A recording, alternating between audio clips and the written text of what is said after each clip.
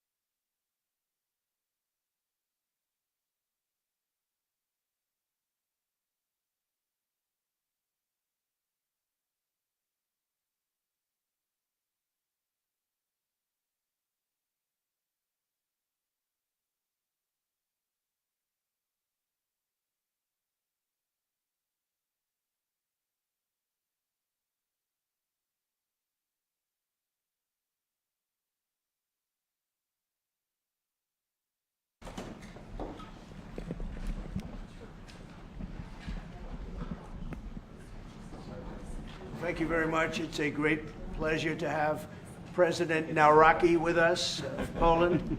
He did a good job with that, right? Gave me a little different pronunciation. I said, I want to get it perfect. Did I get it right? Yeah. Good. Good. Yeah. Nawrocki. I better get it right. And the president's been amazing. He had an incredible race.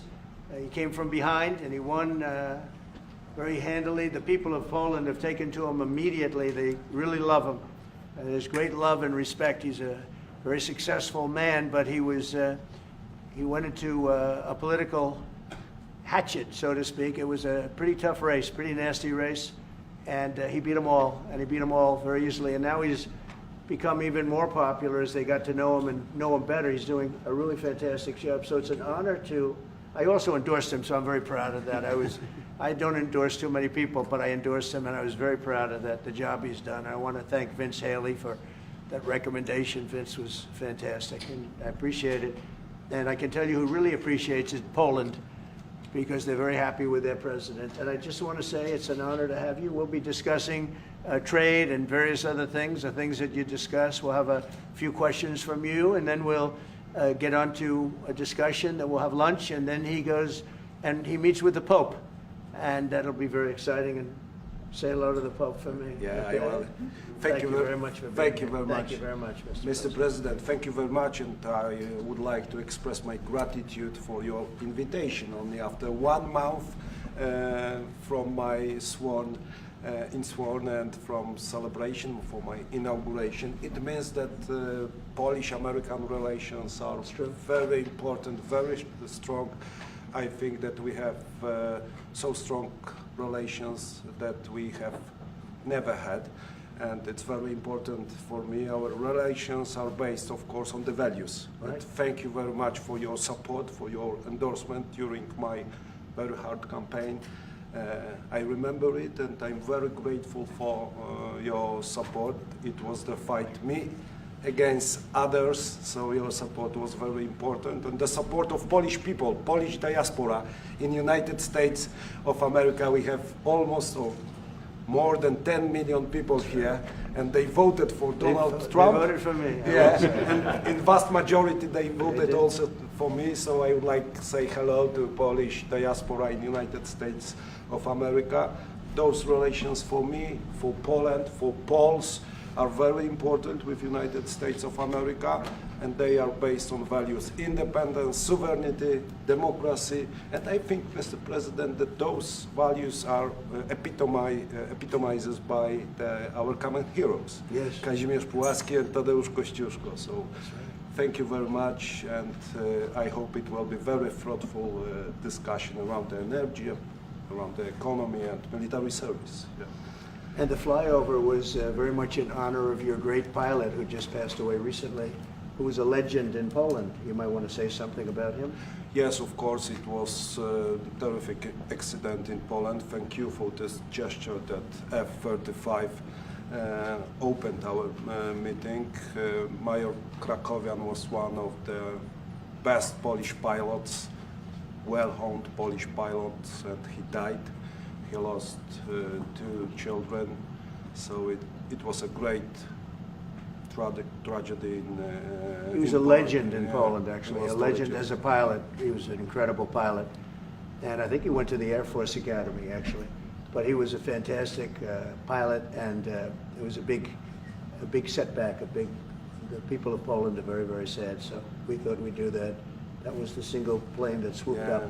And machines, American machines, opened our meeting. It was great, and we are waiting for 32 F-35s in Poland. So it also shows that we have great relations according to the best military equipment on the world, American equipment, which build Polish security too. Well, Poland, we've had a tremendous relationship. I think now it's better than ever because of this relationship, but it's a little special because we fought together. But we've always been very good, and we have some wonderful people, as you know. Duda, my friend, he's a good man and still a big fan of yours, very much so. So it's a great honor, and we're going to talk about trade. We'll talk about some other things. We'll take a couple of questions from the media. Will American soldiers remain in Poland? Will American soldiers remain in Poland? Yeah, I think so. I mean, do you know something I don't? I don't know. Yeah, we're very happy. If anything, we'll put more there if they want. But they've long wanted to have a larger presence. We have some countries that have more, not too many, but no, they'll be staying in Poland. We're very much aligned with Poland. Sir, on Russia and China, sir, can we ask about, we saw a dramatic picture where we saw the leaders of Russia and North Korea and China together, the first time the leaders of those three countries have been together in this sort of show of solidarity. You said that they're conspiring against the United States. What do you think they're conspiring to do? And given this, is it reason why you should slap or would consider slapping secondary sanctions on Russia if they're conspiring against the U.S. now? Well, I've already done that with regard to India, and we're doing it with regard to other things. And I put out a truth last night. You saw that. And I was the one that brought it up. I said they're only doing this. They're looking to, when they did what they did, I thought it was a beautiful ceremony. I thought it was very, very impressive. But I understood the reason they were doing it, and they were hoping I was watching, and I was watching. My relationship with all of them is very good. We're going to find out how good it is over the next week or two. I think that we helped China very much, as you know, when they talk about freedom. And I don't believe that, and maybe I'm wrong, I hope I'm wrong, but I don't believe that America, that the United States was acknowledged for helping China to gain its freedom. But perhaps that was just that was a sleight of hand. I mean, I was very surprised. I watched the speech last night. President Xi's a friend of mine, but I thought that the United States should have been mentioned last night during that speech because we helped China very, very much. What was the reason? They should have been invited, Mr. President. What was the reason? Mr. President, do you think they should have been invited? Yes, go ahead. You've expressed many times your frustration and disappointment with Putin, but there's no action since you took your office. How do you know there's no? How do you know there's no action? But Really? don't you worry- Wait. Who are you with? I'm with Polish radio. Okay. How do you know there's no action? Would you say that putting secondary sanctions on India, the largest purchaser outside of China, they're almost equal, would you say there was no action? That cost hundreds of billions of dollars to Russia. You call that no action? And I haven't done phase 2 yet or phase 3. But when you say there's no action, I think you ought to get yourself a new job, because if you remember 2 weeks ago I said, if India buys, India's got big problems, and that's what happened. So don't tell me about that. Go ahead. Mr. President, Mr. President, right now there have been survivors of Jeffrey Epstein speaking at a press conference on Capitol Hill. They're calling for these case files, these documents to be released. And Thomas Massey, who is sponsoring a discharge position to get the House to vote on releasing those documents, says he doesn't believe you're implicated in these files, but many of your friends and donors may be, and he says that's why the Justice Department is redacting them and slow-walking the release. Is the Justice Department protecting any friends or donors, sir? So this is a Democrat hoax that never ends. You know, it reminds me a little of the Kennedy situation. We gave him everything over and over again, more and more and more, and nobody's ever satisfied. From what I understand, I could check, but from what I understand, thousands of pages of documents have been given. But it's really a Democrat hoax, because they're trying to get people to talk about something that's totally irrelevant to the success that we've had as a nation since I've been president. Even if you look at D.C. right now, D.C., it's a totally safe zone. It's called a safe zone. That's a term. It's a term of art. It's a safe zone because it's very safe. You could walk down the street now and nothing's going to happen. No crime, no murders, no nothing. Because we had a lot of problems with certain places, and we still do. All run by Democrats, or for the most part run by Democrats. So what they're trying to do with the Epstein hoax is get people to talk about that instead of speaking about the tremendous success, like ending 7 wars. Sure. I ended 7 wars. Nobody's going to talk about, because they're going to talk about the Epstein whatever. Sir, I understand that we were subpoenaed to give files, and I understand we've given thousands of pages of files. And I know that no matter what you do, it's going to keep going. And I think it's enough, because I think we should talk about the greatness of our country and the success that we're having. I think we're probably having, according to what I read, even from two people in this room, we're having the most successful 8 months of any president ever. And that's what I want to talk about. That's what we should be talking about, not the Epstein hoax. When are you going to make a decision on Ukraine, Mr. President? Why not? Mr. President. Sir.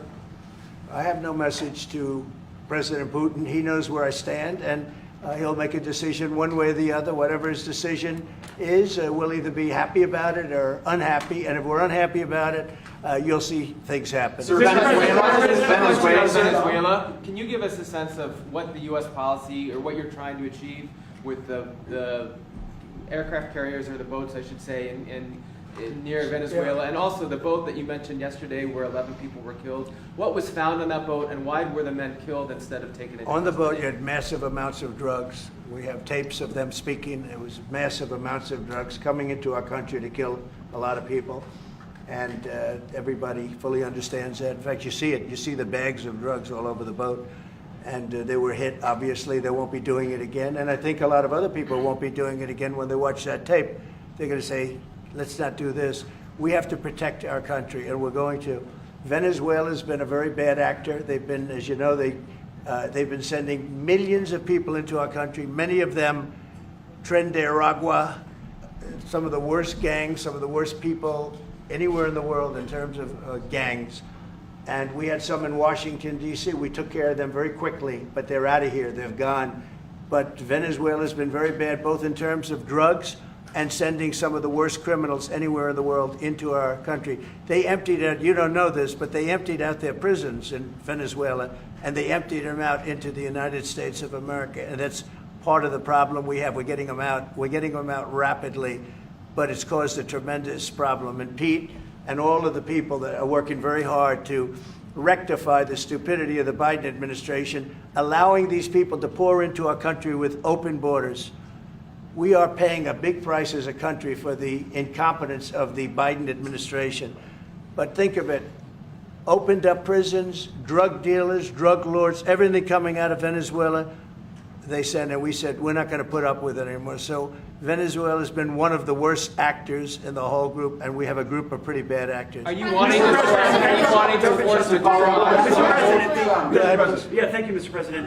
At the end of this month, the government, or the Congress, has to pass a budget. Do you think we can avoid a government shutdown? Yeah, I do. I think the Republicans will vote for an extension. We won't have any Democrat votes. We could give the greatest budget ever. Tax cut of 50%, everybody taken care of, perfect for women, perfect for men, perfect for minorities, perfect for everything, and we wouldn't get one vote for the Democrats because they've lost their mind. They are so deranged. They have Trump derangement syndrome, and I don't want to burden the Republican Party with it, but they really are. They've become almost sick. They actually think there is a disease. It's called Trump derangement syndrome. They've got it. No matter what we did, no matter how good, you could give them everything that they've ever dreamed of, and you wouldn't get one vote. These are sick people, and I think we're going to have a tremendous midterm. We just approved the largest tax decrease in the history of our country. We have things, if you think of it, no tax on tips, no tax on Social Security for our seniors, no tax on overtime, deductions when you buy a car and you borrow money to buy a car. First time they've ever seen anything like this. Middle-income people get deductions. You get a deduction when you buy a car. Nobody's ever seen. And by the way, they're selling cars like crazy. Cars are pouring back because of the fact that we have tariffs. Cars are pouring back into our car plants are pouring back into our nation. They're coming from all over the world. They're coming back. You know, we lost about 54% of automobile manufacturing over a 30-year period, 35-year period. They're all coming back. I think they're coming back higher than ever before. We have AI going up. What we've done is amazing, and what we've passed is amazing. But the Democrats, I don't believe, will get one vote. It's very anti-crime. We want anti-crime. They're in favor of crime. We're against crime. You know, they gave us things like men playing in women's sports, open borders for everybody, transgender for everybody. I mean, they wanted transgender for all of the crazy things that they were saying. And, you know, people would say there are 80-20 issues. I say there were 97-3. I always say 97-3, and nobody knows who the three are. This is the best issue of all. They are against preventing crime. They are fighting us. I want to go into Chicago, and I have this incompetent governor that doesn't want us. Do you know that this weekend 72 people were shot in Chicago? I'm embarrassed to say it in front of the president of Poland. 11 people were killed. 72 people were shot. Last week, 7 people were killed in Chicago, a place which is probably your #1 place. I hate to say it. Yeah, a lot of Poles in Chicago. And we got to keep it safe. But 7 people were killed. The week before that, 5 people were killed, and 21 people were shot. This is in 3 weeks. So in 3 weeks, I lost almost 35 people were killed. It could have been stopped. If you look at Washington, D.C., 3 weeks ago, it was the same or worse. And now it's considered a totally safe zone. Restaurants are open. They're bustling. Restaurants, you have to see, restaurants were dying. Nobody wanted to go out. They didn't want to be attacked. They didn't want to be mugged. They didn't want to be attacked even in the restaurant. And you take a look at what's happened. Friends of mine that haven't gone to a restaurant in 4 years, one of them went out 5 times in the last 2 weeks to a restaurant with his family. They feel totally safe. Washington, D.C. is a totally safe city. You're not reporting any crime because there is none. They said crime is down 87%, and I said, no, it's not. It's down 100%. We have a great thing going. I could do that with Chicago. We could do that with New York. We could do it with Los Angeles. So we're making a determination now. Do we go to Chicago, or do we go to a place like New Orleans, where we have a great governor, Jeff Landry, who wants us to come in and straighten out a very nice section of this country that's become quite, quite tough, quite bad. So we're going to be going to maybe Louisiana, and you have New Orleans, which has a crime problem. We'll straighten that out in about 2 weeks. It'll take us 2 weeks, easier than D.C. But we could straighten out Chicago. All they have to do is ask us to go into Chicago if we don't have the support of some of these politicians. But I'll tell you who is supporting us, the people of Chicago. And I sort of want them to let it be known. They have incompetent people. A guy like Gavin Newsom, he's the governor of a state that if we didn't go into Los Angeles with our soldiers, with our National Guard, you wouldn't even be having the Olympics there. They were going to take it. And remember this, your top law enforcement officer in Los Angeles said, there's no way we could have done this without President Trump coming in with the troops. We saved Los Angeles and we saved the Olympics. Thank you very much. I've got to say, thank you, Andrew. Thank you.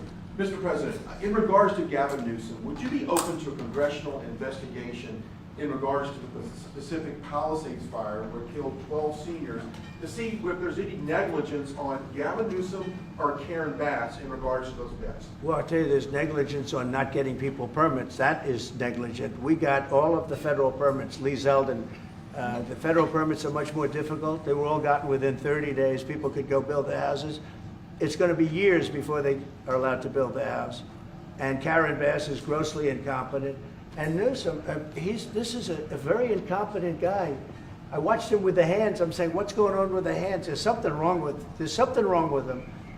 You watch him.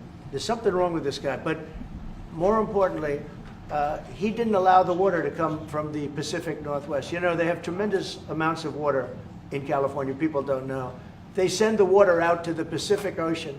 So I demanded it be open. If that were open during the fire, before the fire, you wouldn't have had the fire because all the sprinklers would have worked in the houses. They had no water. They had no water in the fire hydrants. You wouldn't have had the fires. It would have been put out after one house, 2 houses. But he stopped the water from coming in. And I had to send in the military to have that water opened after the fires. And now they have water, but he should have more because they've restricted, they still restricted. There's something wrong with these people. There's something really wrong. As to investigation, I view it as a gross incompetence. I view it as an ideology that's wrong. It's a radical left ideology.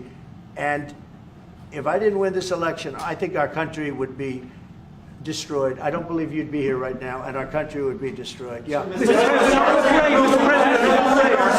President, Go ahead. Mr. President Trump, thank you, sir. What are the most important branches of interest between Poland and U.S. in your opinion?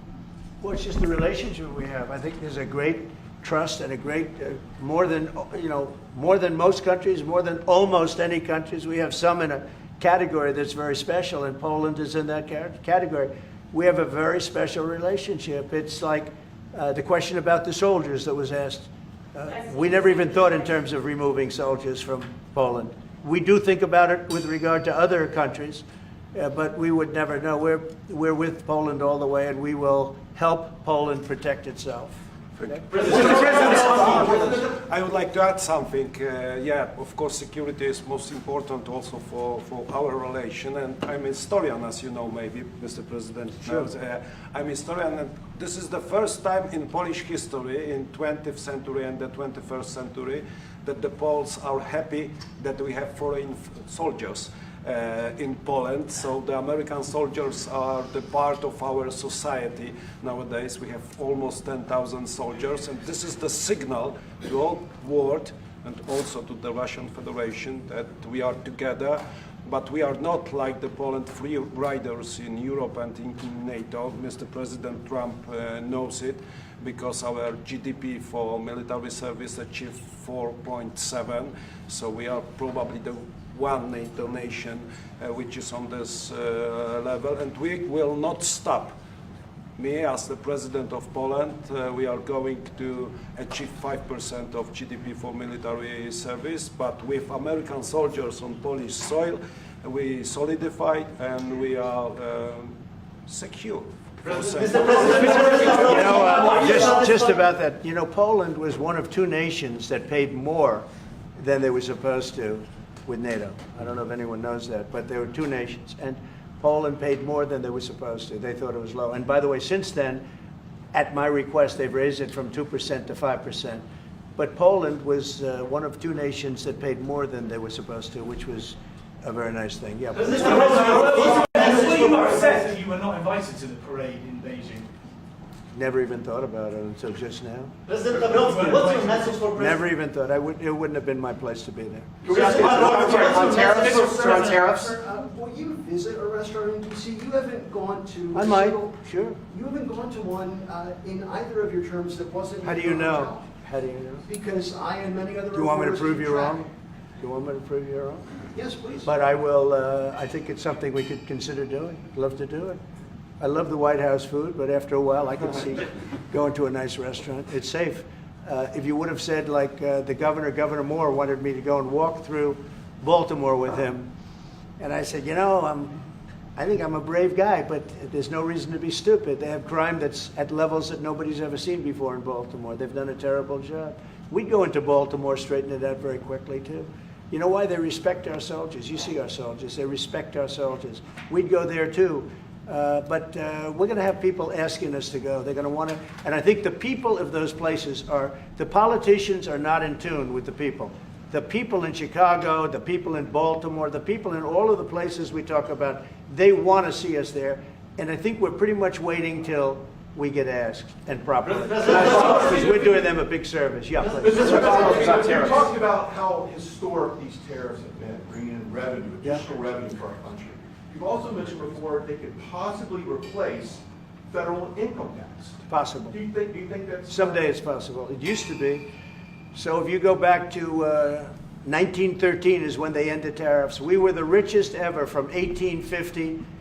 It was all tariffs. We didn't have income taxes. From 1850 to 1913. In the 1887s, about 1887, they had the Great National Tariff Act. And it was a group of people that got together because our country was so rich, they didn't know what to do with the money. We had so much money, they didn't know what to do. It was a group of very prominent people that were set up to hand out money to everybody because we were the richest we ever were. Proportionately, we were in 1887, around that time, even in 1913. We ended them in 1913. How did that work out? And then we went to the income tax system, and then we had the Depression. And by the way, a lot of people try and say that, oh, tariffs with the depression. No, they ended in 1913, and then we went to income tax, and then in 1929 you had the depression. They did try and bring it back in 1931-32, but the depression had long started, and this poor, beautiful nation was gone. It was gone. We suffered for 25 years. It took 25, 30 years to really recover from the depression. And we don't ever want to see that happen again. The tariffs are vital to the success of this country. When I say I ended 7 wars, at least half of those wars were ended because of the power of tariffs. I was able to say, well, we're not doing any business with you, or if you're going to war, we're putting a big tariff on you. And all of a sudden they announced that the war was settled. I settled 7 different wars, one going 31 years, look at the Congo and Rwanda, look at that, 31 years, 10 million people dead. I got it settled. And a little bit of that one, less than in some cases, had to do with trade and had to do with tariffs. So, you know, tariffs are vital to our country. And just so you know, other countries use them on us, but I just used them a lot better. We're in a much better position.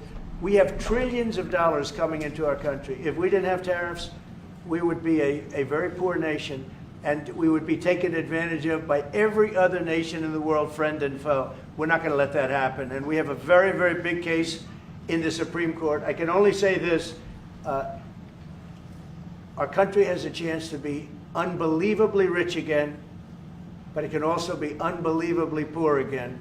If we don't win that case, our country is going to suffer so greatly. What's the backup plan, sir? But I think we're going to have a big victory. Even if you look at the people that brought the case, they're foreign-oriented. They're foreign. Countries have taken advantage of the United States for so many years. And I started with China. You know, last term, I took in hundreds of billions of dollars in tariffs from China.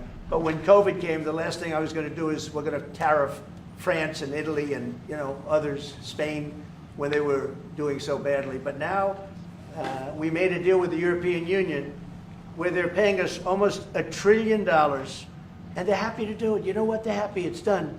These deals are all done. I guess we'd have to unwind them. We've done deals with Japan, with South Korea. We've done deals with many countries and others to come.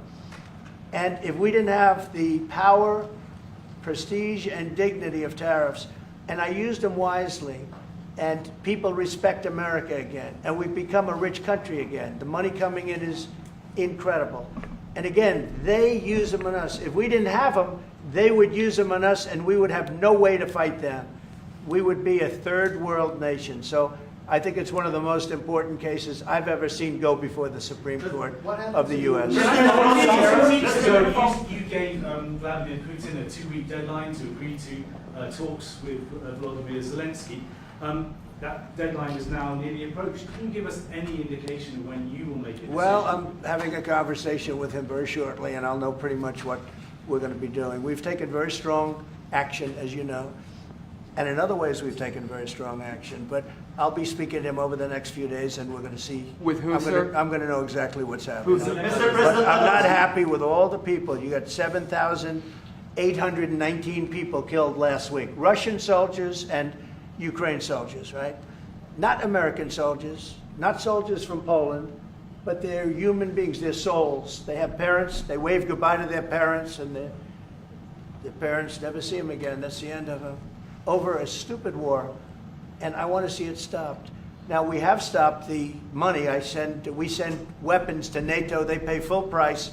We don't, you know, Biden spent $350 billion so stupidly. And it was one of the reasons that this whole thing happened. A big reason this war happened was sitting right in these chairs, this one in particular. So I will tell you that I think we're going to have a good solution, but they're losing soldiers at levels that nobody has seen since the Second World War. This is the worst conflict, and it's just going on and on. It's one's defense, one's offense. The offense moves a little bit, just a little bit. You take a look, they move inches.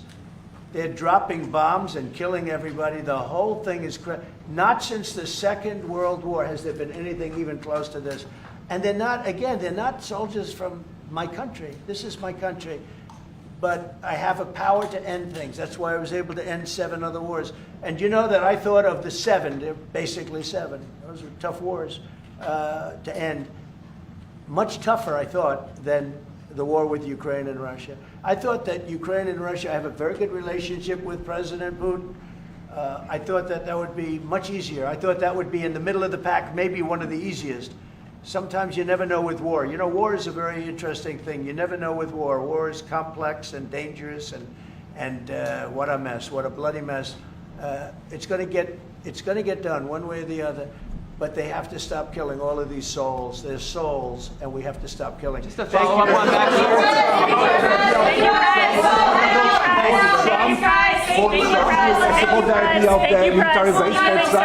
Thank you, Press. Keep moving. Thank you. Out the door. Thank you. Guys, out the door. Thank you. Thanks, guys.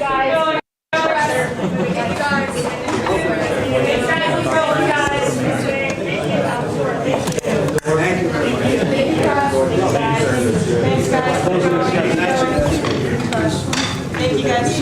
Thank you, President. We can take a few more pictures. Thank you.